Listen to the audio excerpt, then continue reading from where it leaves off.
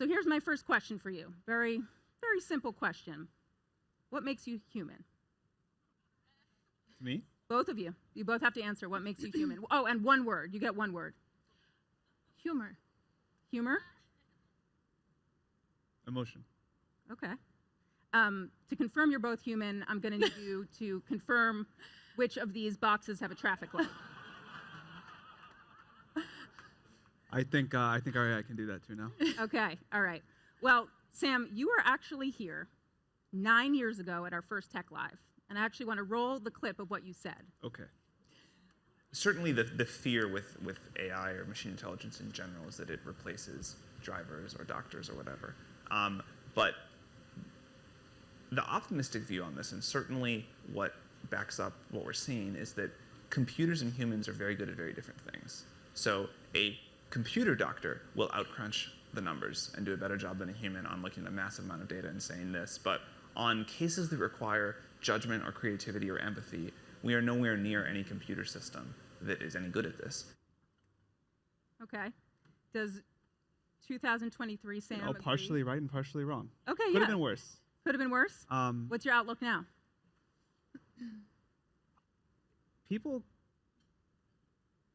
I think the prevailing wisdom back then was that AI was going to do the kind of like robotic jobs really well first, so it would have been a great robotic surgeon, something like that. And then maybe eventually it was going to do the sort of like higher judgment tasks, and then, then it would kind of do the empathy, and then maybe never it was going to be like a really great creative thinker.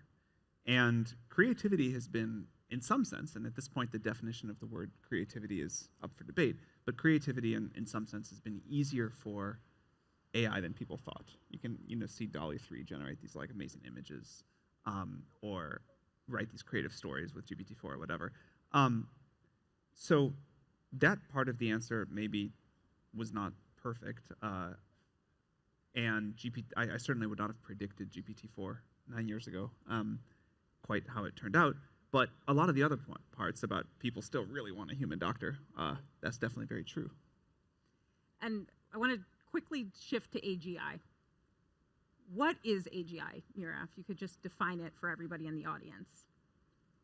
I will say it's a system that can generalize across many domains that, would be equivalent to human work. They would produce a lot of productivity and economic value. But we're talking about one system that can generalize across a lot of digital domains of human work. And Sam, why is AGI the goal? The two things that I think will matter most over the next decade or few decades to improving the human condition the most, giving us sort of just more of what we want, are abundant and inexpensive intelligence. The more powerful, the more general, the smarter, the better. I think that is AGI, and then abundant and cheap energy. And if we can get these two things done in the world, then it's almost like difficult to imagine how much else we could do. We're big believers that you give people better tools and they do things that astonish you, and I think AGI will be the best tool humanity has yet created. With it, we will be able to solve all sorts of problems. We'll be able to express ourselves in new creative ways. We'll make just incredible things for each other, for ourselves, for the world, for kind of this unfolding human story. And it's new, and anything new comes with change, and change is not always all easy. But I think this will be just absolutely tremendous upside. And we're gonna 9 more years, if you're nice enough to invite me back, you'll roll this question, and people will say, like, how could we have thought we didn't want this? Like, I guess 2 parts to that. My next question, when will it be here, and how will we know it's here? From here, from now. Well, either one of you. I mean, you can both predict how long, and we'll call you in 10 years and we'll tell you you're wrong. Less than that. I mean, probably in the next decade, but I would say it's a bit tricky because we when will it be here, right? And I just kind of gave you a definition, but then often we talk about intelligence and, how intelligent is it, or whether it's conscious and sentient and all of these terms. And, they're not quite right because they sort of define our own intelligence, and we're building something slightly different. And you can kind of see how the definition of intelligence evolves from, machines that were really great at chess and AlphaGo, and now the GPT series, and then what's next. But it continues to evolve, and it pushes how we define intelligence. We kind of define AGI as like the thing we don't have quite yet. So we've moved. I mean, there were a lot of people who would have 10 years ago said, all right, if you could make something like GPT-4, or GPT-5 maybe, that would have been an AGI. And now people are like, well, it's like a nice little chatbot or whatever. And I think that's wonderful. I think it's great that the goalposts keep getting moved. It makes us work harder. But I think we're getting close enough to whatever that AGI threshold is going to be that we no longer get to hand wave at it, and the definition is going to matter. So less than a decade. For some definition. Okay. All right. The goalpost is moving. Sam, you've used the word, and previously when describing AGI, the term median human. Can you explain what that is? I think there are experts in areas that are going to be better than AI systems for a long period of time. And so, like, you could come to like some area where I'm like really an expert at some task, and I'll be like, all right, GPT-4 is doing a horrible job there. GPT-5, 6, whatever, doing a horrible job there. But you can come to other tasks where I'm okay, but certainly not an expert. I'm kind of like maybe like an average of what different people in the world could do at something. And for that, then I might look at it and say, oh, this is actually doing pretty well. So what we mean by that is that in any given area, expert humans may, like experts in any area can like just do extraordinary things, and that may take us a while to be able to do with these systems. But for kind of the more average case performance, so me doing something that I'm like not very good at anyway, maybe our future versions can help me with that a lot. So am I a median human? At some tasks, I'm sure, and at some clearly at this you're a very expert human, and no GPT is taking your job anytime soon. Okay, that makes me feel a little better. Mira, how's GPT-5 going? We're not there yet, but it's kind of need-to-know basis. I'll let you know. That's such a diplomatic answer. I'm gonna make Mira do all of these. Okay. I would have just said, oh yeah, here's what's happening. That's great. We'll leave it there. No. We're not sending him back here. Who paired these two? Whose idea was this? You're working on it. You're training it. We're always working on the next thing. Just do a staring contest. That's what makes us human. All of these steps, though, with GPT, right, GPT 3, 3.5, 4 are steps towards AGI. With each of them, are you looking for a benchmark? Are you looking for this is what we want to get to? Yeah. So, before we had the product, we were sort of looking at academic benchmarks and how well these models were doing on academic benchmarks. And, OpenAI is known for betting on scaling, throwing a ton of compute and data on these neural networks and seeing how they get better and better at predicting the next token. But it's not that we really care about the prediction of the next token. We care about the tasks in the real world to which this correlates to. And so that's actually what we started seeing once we put out research in the real world. And we build out products through the API, eventually through ChatGPT as well. And so now we actually have real-world examples. We can see how our customers do in specific domains, how it moves the needle for specific businesses. And of course, with GPT-4, we saw that it did really well in exams like SAT and LSAT and so on. So it kind of goes to our earlier point that we're, continually evolving our definition of what it means for these models to be more capable. But as we increase the capability vector, what we really look for is reliability and safety.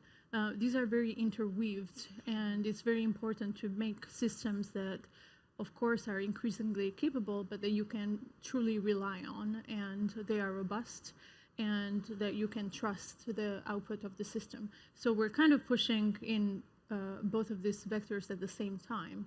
And as we build the next model, the next set of technologies, we're both continuing to bet on scaling, but we're also looking at, this other element of multimodality, because we want these models to kind of perceive the world in a similar way to how we do. And, we perceive the world not just in text, but images and sounds and so on. So we want to have robust representations of the world in these models. Will GPT-5 solve the hallucination problem? Well, actually, maybe. Let's see. We've made a ton of progress on the hallucination issue with GPT-4, but we're still we're not where we need to be. But, we're sort of on the right track, and it's unknown, it's research. It could be that continuing in this path of reinforcement learning with human feedback, we can get all the way to really reliable outputs. And we're also adding other elements like retrieval and search, so you can you have the ability to provide more factual answers or to get more factual outputs from the model. So there's a combination of technologies that we're putting together to kind of reduce the hallucination issue. Sam, I'll ask you about the data, the training data. Obviously, there's been maybe some people in this audience who may not be thrilled about some of the data that you guys have used to train some of your models. Not too far from here in Hollywood, people have not been thrilled. Publishers, when you're considering now as you're walking through and going to work towards these next models, what are the conversations you're having around the data? So, a few thoughts in different directions here. One, we obviously only want to use data that people are excited about us using. We want the model of this new world to work for everyone, and we want to find ways to make people say, you know what, I see why this is great. I see why this is going to be it may be a new way that we think about some of these issues around data ownership and how economic flows work, but we want to get to something that everybody feels really excited about. But one of the challenges has been people, different kinds of data owners have very different pictures. So we're just experimenting with a lot of things. We're doing partnerships of different shapes. And we think that, like with any new field, we'll find something that sort of just becomes a new standard. Also, I think as these models get smarter and more capable, we will need less training data. So I think there's this view right now, which is that we're just going to models are going to have to train on every word humanity has ever produced or whatever. And I technically speaking, I don't think that's what's going to be the long-term path here. We have existential proof with humans that that's not the only way to become intelligent. And so I think the conversation gets a little bit led astray by this, because what really will matter in the future is particularly valuable data. People trust the Wall Street Journal, and they want to see content from that. And the Wall Street Journal wants that too, and we find new models to make that work. But I think the conversation about data and the shape of all of this, because of the technological progress we're making, it's about to shift. Well, publishers like mine, who might be out there somewhere, they want money for that data. Is the future of this entire race about who can pay the most for the best data? No, that was sort of the point I was trying to make, I guess, inelegantly. But you still need some. You will need some, but the core, the thing that people really like about a GPT model is not fundamentally that it knows particular knowledge. There's better ways to find that. It's that it has this larval reasoning capacity, and that's going to get better and better. But that's that's really what this is going to be about. And then there will be ways that you can set up all sorts of economic arrangements as a user or as a company making the model or whatever to say, all right, now, I understand that you would like me to go get this data from the Wall Street Journal. I can do that, but here's the deal that's in place. And so there'll be things like that. But the fundamental thing about these models is not that they memorize a lot of data. So sort of like the model where also right now you've got Bing integrated. It goes out, looks for some of that data, and can bring back some of the. And that's, on the internet, we decided, again, back in the early days of the internet, there were a lot of conversations about what the different models could be, and we all kind of decided on, here's the core framework, and there's different pieces in there, of course. And we're all going to have to figure that out for AI. Well, speaking of Bing, you and Satya Nadella, you're $10 billion friends or frenemies? Friends. Yeah? Yeah. I won't pretend that it's like a perfect relationship, but nowhere near the frenemy category. It's really good. Like, we have our squabbles. We get annoyed at each other about different stuff. It just seems like increasingly, as you guys are releasing more and more products, that they seem to compete in some places. I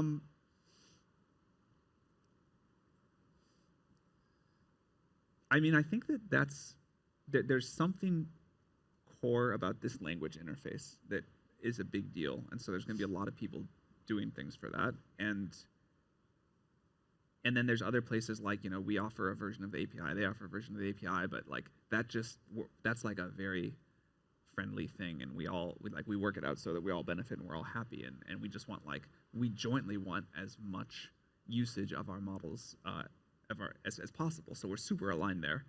But yeah, it's like makes sense. Friends.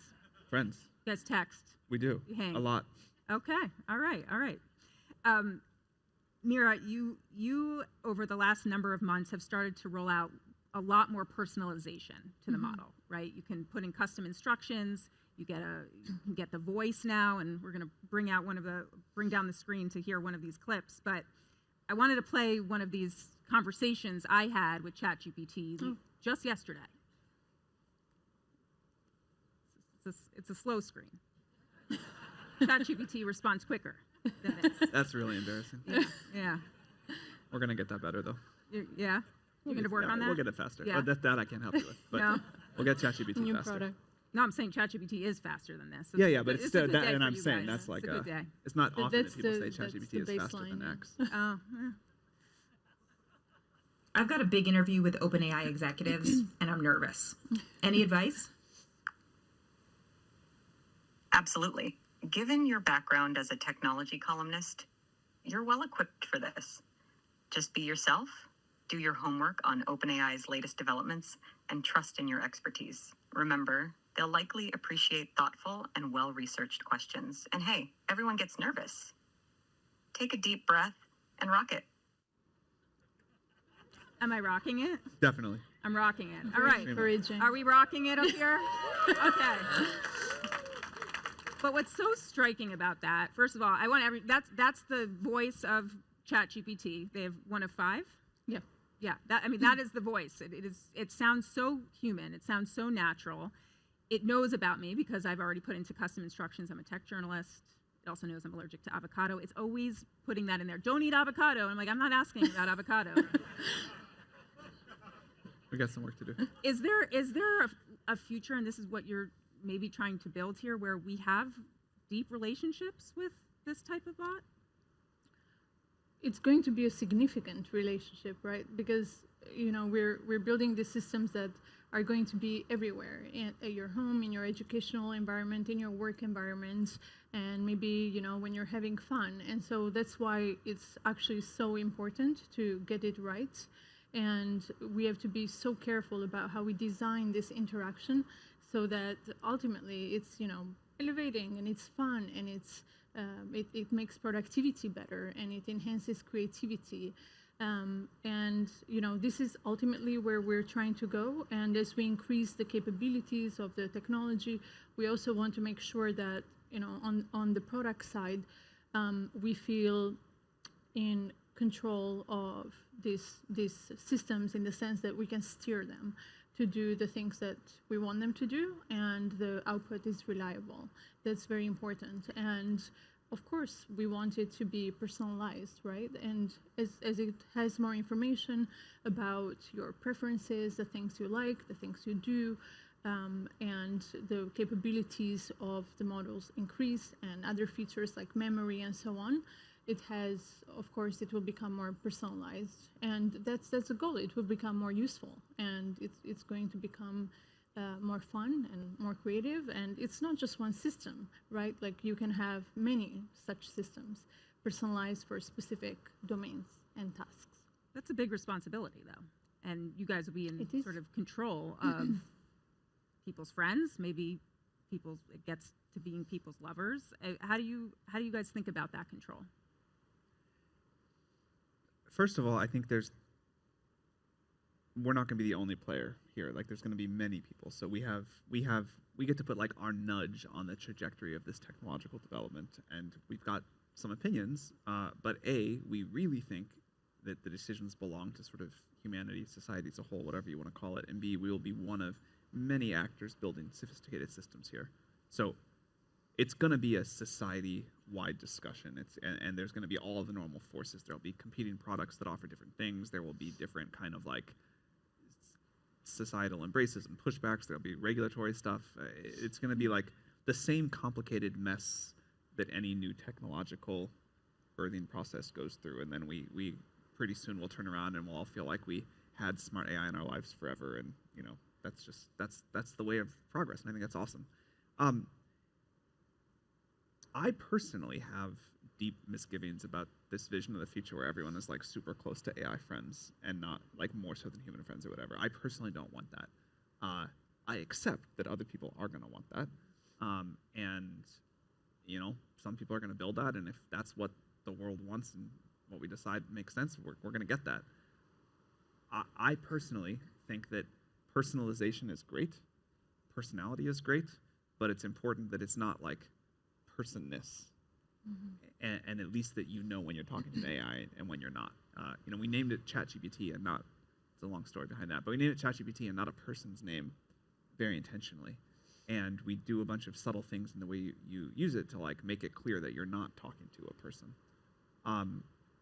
And I think what's going to happen is that in the same way that people have a lot of relationships with people, they're going to keep doing that. And then there'll also be these like AIs in the world, but you kind of know they're just a different thing. When you're, Sam, this is another question for you. What is the ideal device that we'll interact with these on? And I'm wondering if I hear you and Johnny Ive have been talking. You bring something to show us? I think there is something great to do, but I don't know what it is yet. Yeah, it must have some idea. A lot of ideas. Yeah? I mean, I'm interested in this topic. I think it is possible.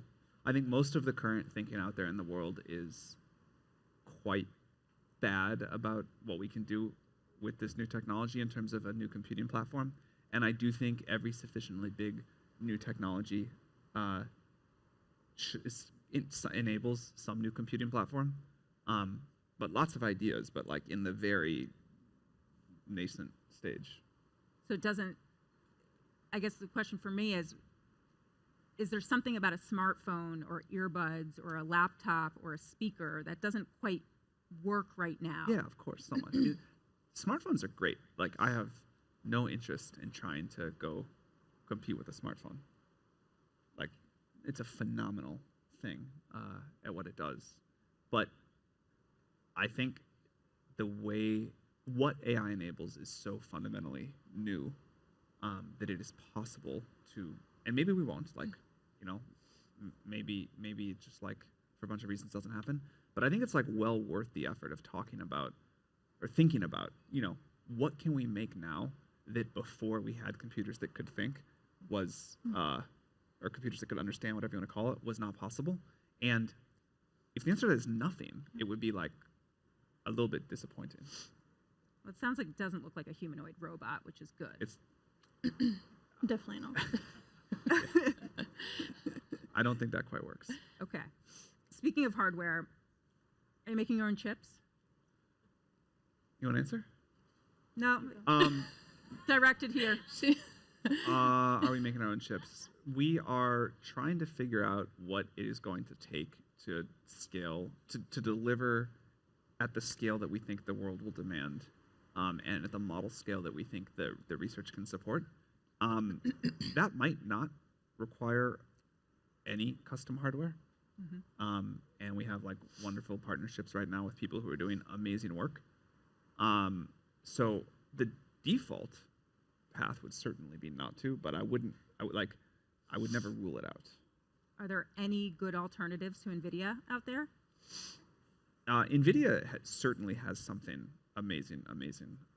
But I think like the magic of capitalism is doing its thing, and a lot of other people are trying, and we'll see where it all shakes out. Well, we had Renee Haas here from ARM Renee is today. great.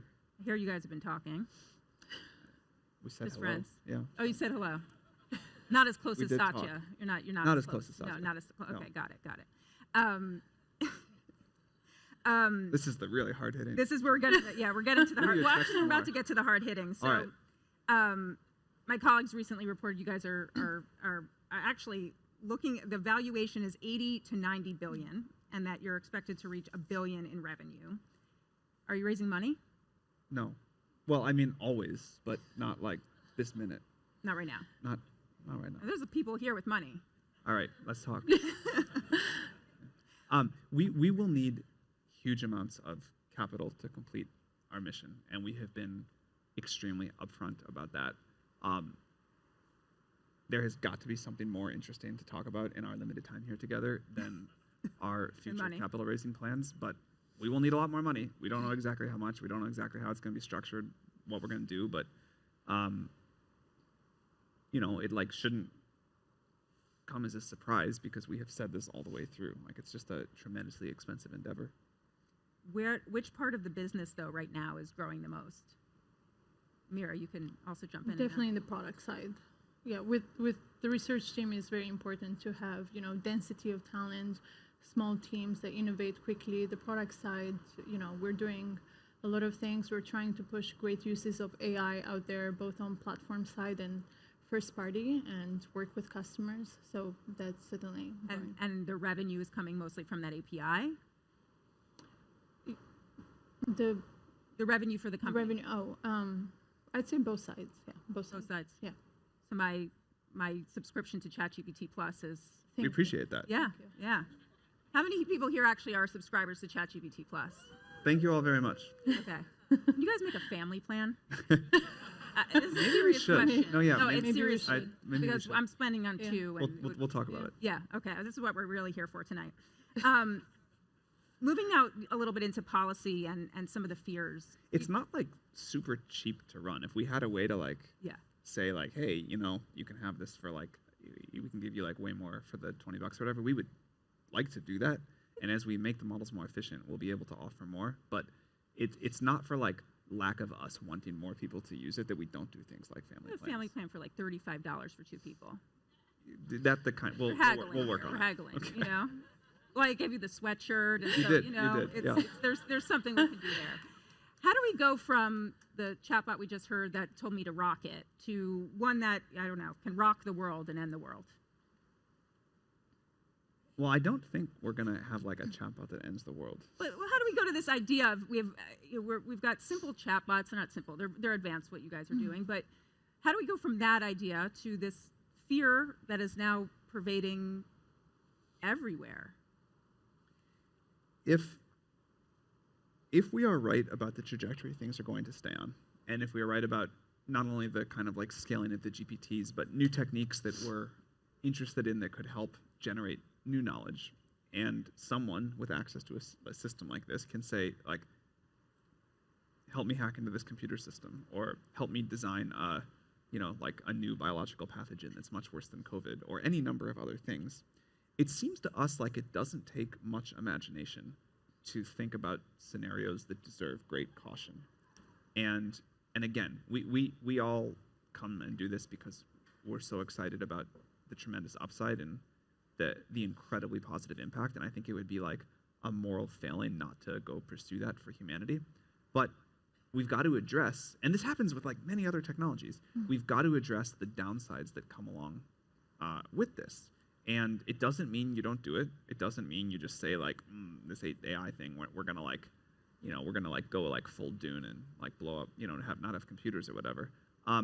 But it means that you like are thoughtful about the risks. You try to measure what the capabilities are, and you try to build your own technology in a way and that mitigates those risks. And then when you say like, hey, here's a new safety technique, you make that available to others. And as you guys are thinking about building in this direction, what are some of those specific safety risks you're looking to put in?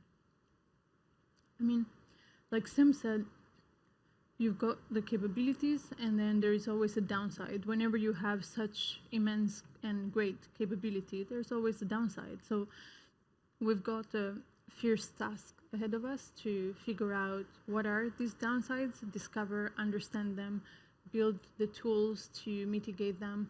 And it's not, like a single fix. You usually have to intervene everywhere, from the data to the model to the tools in the product, and of course policy, and then thinking about the entire regulatory and societal infrastructure that can kind of keep up with these technologies that we're building. Because ultimately what we want is to slowly roll out these capabilities in a way that makes sense and allow society to adapt. Because the progress is incredibly rapid, and we want to allow for adaptation and for the whole infrastructure that's needed for these technologies to actually be absorbed productively, to exist and be there. So, when you think about what are sort of the concrete safety measures along the way, I would say number one is actually rolling out the technology and slowly making contact with reality, understanding how it affects certain use cases and industries, and actually dealing with the implications of that, whether it's regulatory, copyright, whatever the impact is, actually absorbing that and dealing with that and moving on to more and more capabilities. I don't think that building the technology in a lab in a vacuum without contact with the real world and with the friction that you see with reality is a good way to actually deploy it safely. And this might be where you're going, but it seems like right now you're also policing yourself, right? For sure. You're setting these better. And Sam, that's where I was going to ask you. I mean, you seem to spend more time in Washington than Joe Biden's dogs right now.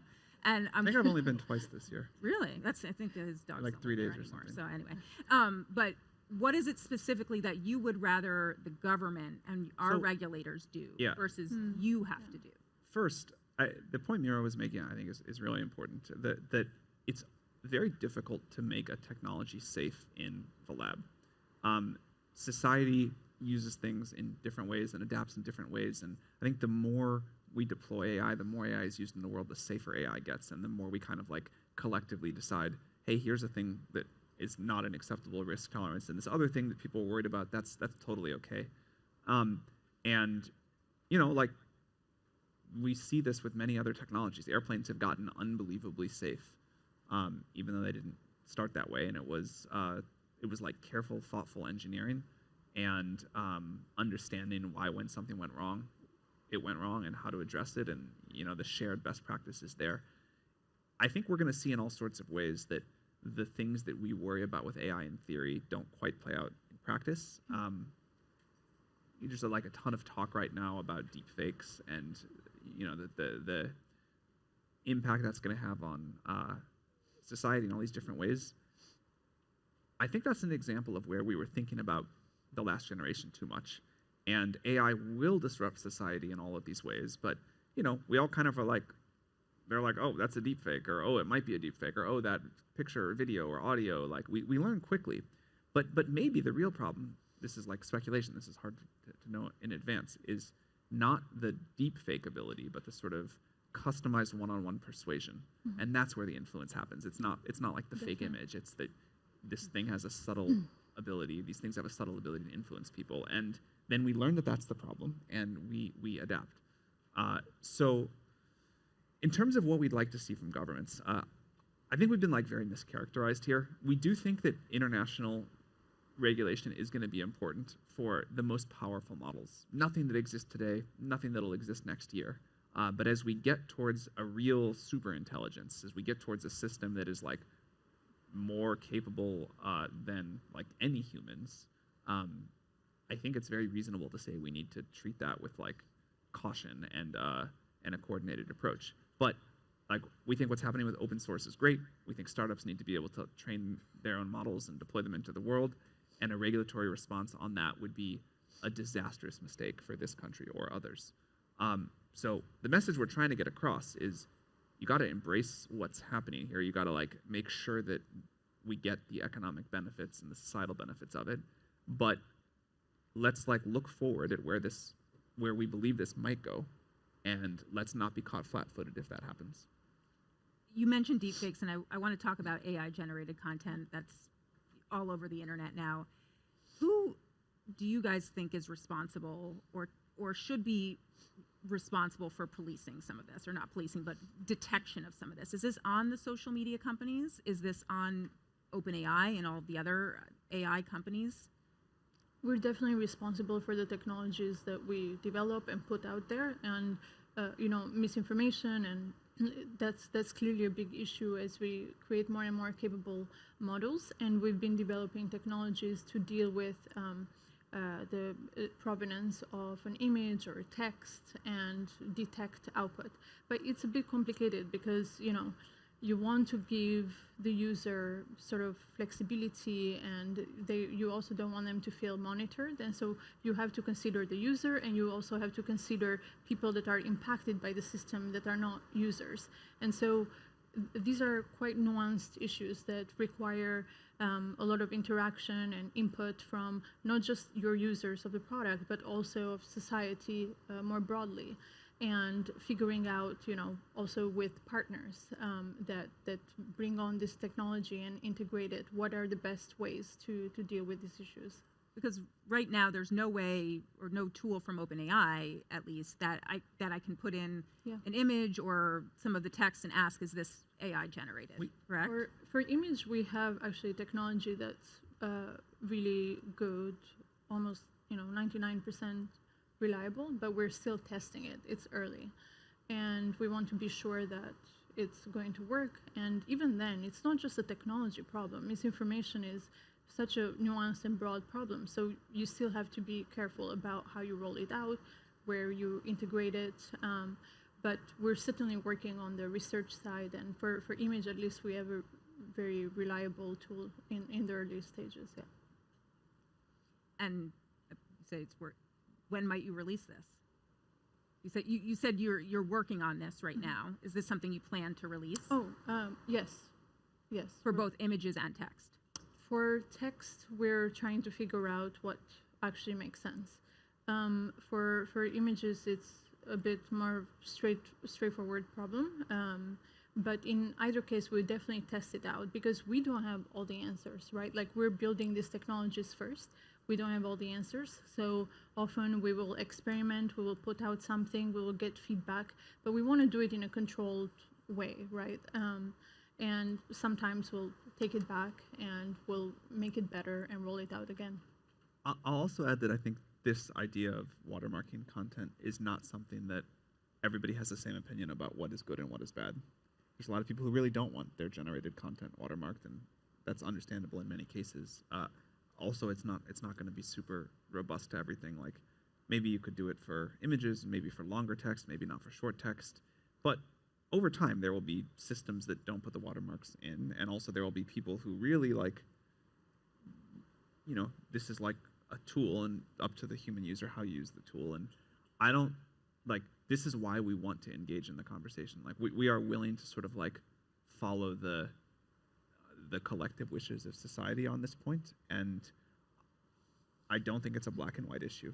I at least think people are still evolving as they understand all the different ways we're going to use these tools. They're still evolving in their thoughts about what they're going to want here. Also, to Sam's earlier point, it's not it's not just about truthfulness, right? And what's real and what's not real. Actually, I think in the world that we're going marching towards, the bigger risk is really this individualized persuasion and how to deal that. And that's going to be a very tricky problem to deal with. All right, I realize I have 5 minutes left, and we're going to do some audience questions, so we can get to one audience or two audience questions. I'm going to finish one last thought here. I can actually not see a thing out there, so I will ask one last question, then we'll hopefully have time for one or two. So 10 years, you were here 10 years ago. What, we touched on this as we were starting here, but what is your biggest fear about the future? And what is your biggest hope with this technology? I mean, I think the future is going to be like amazingly great. We wouldn't work so hard on this if we didn't. I think this is going to be like, I think this is one of the most significant inventions humanity has yet done. So I'm super excited to see it all play out. I think like things can get so much better for people than they are right now, and I feel very hopeful about that. We covered a lot of the fears. It like, again, we're clearly dealing with something very powerful that's going to impact all of us in ways we can't perfectly foresee yet. But like, what a time to be alive and get to witness this. You're not so fearful, but I was going to actually ask this, but I'll ask it now. Do you have a bunker? This is the question. This is better than the audience question. This is not better than, I'm going to let that clock run. I'm not going to pay attention to that. But as we're thinking about fears, I'm wondering if you have a bunker, and what's I would the say biggest fear no. that you have that? You'd say no. I have like structures, but I wouldn't say like a bunker. Structures. None of this is going to help if AGI goes wrong. Really? It's a ridiculous question, to be honest. But, Okay. Good. yeah. Mira, what's your hope and fear? I mean, the hope is definitely to push our civilization ahead with augmenting our collective intelligence. And the fears, we talked a lot about the fears, but we've got this opportunity right now, and you've got summers and winters in AI and so on. But when we look back 10 years from now, I hope that we get this right. And I think there are many ways to mess it up. And we've seen that with many technologies, so I hope we get it right. All right, we've got time. Right here. Hi, Pam Dillon, preferably sensory consumer products, AI. My question has to do with the inflection point. We are where we are with respect to AI and AGI. What is the inflection point? How do you define that moment where we go from where we are now to however you would choose to define what is AGI? I think it's going to be much more continuous than that. We're just on this beautiful exponential curve. Whenever you're on a curve like that, you look forward, it looks vertical. You look back, it looks horizontal.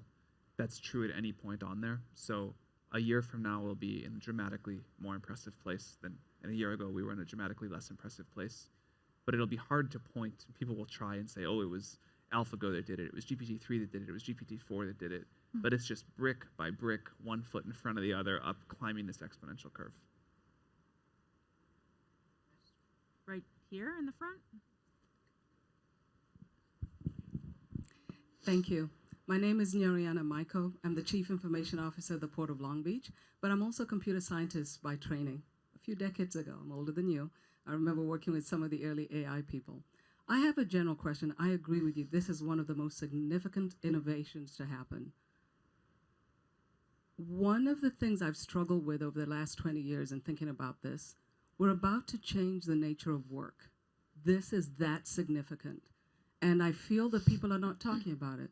There'll be a transition time period where significant population in the world and in this country will not have had the types of discussion and understand that we have, so they can, like you mentioned, society needs to be a part of it. There's a large portion of society that's not even in this discussion. So the nature of work will change. It used to be that things that were just going to be automated.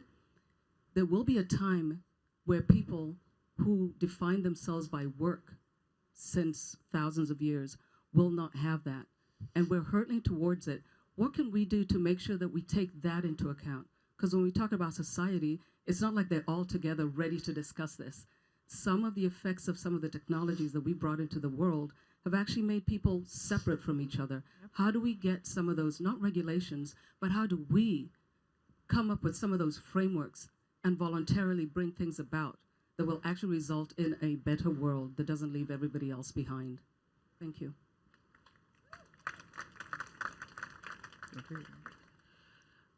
I'll give you my perspective. I think I completely agree with you that it's the ultimate technology that could really increase inequality and make things so much worse for us as human beings and civilization, or it could be, really amazing, and it could bring along a lot of creativity and productivity and enhance us. And maybe a lot of people don't want to work 8 hours or 100 hours a week. Maybe they want to work 4 hours a day and do a bunch of other things.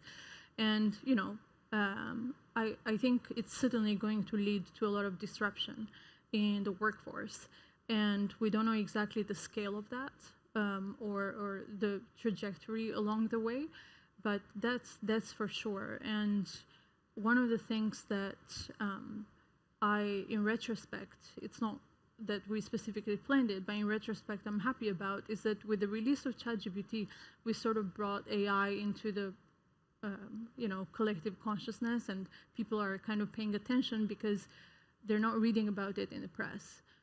People are not just telling them about it, but they can play with it, they can interact with it and get a sense for the capabilities. And so I think it's actually really important to bring these technologies into the world and make them as widely accessible as possible. Sam mentioned earlier, like, we're working really hard to make these models cheaper and faster so they're accessible very broadly. But I think that's key for people themselves to actually interact with the technology and experience it, and sort of visualize how it might change their way of life, their way of being, and participate as in providing product feedback, but also institutions need to actually prepare for these changes in the workforce and economy. Sam, I'll give you the last word. Yes, absolutely. I think it's a super important question. Every technological revolution affects the job market. And over human history, every maybe 100 years, you can feel different numbers for this, 150 years, half the kind of jobs go away, totally change, whatever. I'm not afraid of that at all. In fact, I think that's good. I think that's the way of progress, and we'll find new and better jobs. The thing that I think we do need to confront as a society is the speed at which this is going to happen. It seems like over 2, maximum 3, probably 2 generations, we can adapt, society can adapt to almost any amount of job market change. But a lot of people like their jobs, or they dislike change, and going to someone and saying, hey, the future will be better, I promise you, and society's going to win, but you're going to lose here, that doesn't work. That's not cool. Like, that's not an easy message to get across. And although I tremendously believe that we're not going to run out of things to do, people that want to work less, fine, they'll be able to work less, but probably many people here don't need to keep working, and we all do. Like, there's like great satisfaction in expressing yourselves, in being useful and sort of contributing back to society. That's not going away. That is such an innate human desire. Like, evolution doesn't work that fast. Also, the sort of ability to creatively express yourself and to sort of leave something, to add something back to the trajectory of the species that's like a wonderful part of the human experience. So we're going to keep finding things to do, and the people in the future will probably think some of the things we'll think some of the things those people do is very silly and not real work, in a way that like a hunter-gatherer probably wouldn't think this is real work either. We're just trying to like entertain ourselves with some silly status game. That's fine with me. That's how it goes. But we are going to have to really do something about this transition. It is not enough to just give people a universal basic income. People need to have agency, the ability to influence this. We need to sort of jointly be architects of the future. And one of the reasons that we feel so strongly about deploying this technology as we do, as you said, not everybody's in these discussions, but more and more are every year. And by putting this out in people's hands and making this super widely available and getting billions of people to use ChatGPT, not only do people have the opportunity to think about what's coming and participate in that conversation. But people use the tool to push the future forward. And that's really important to us.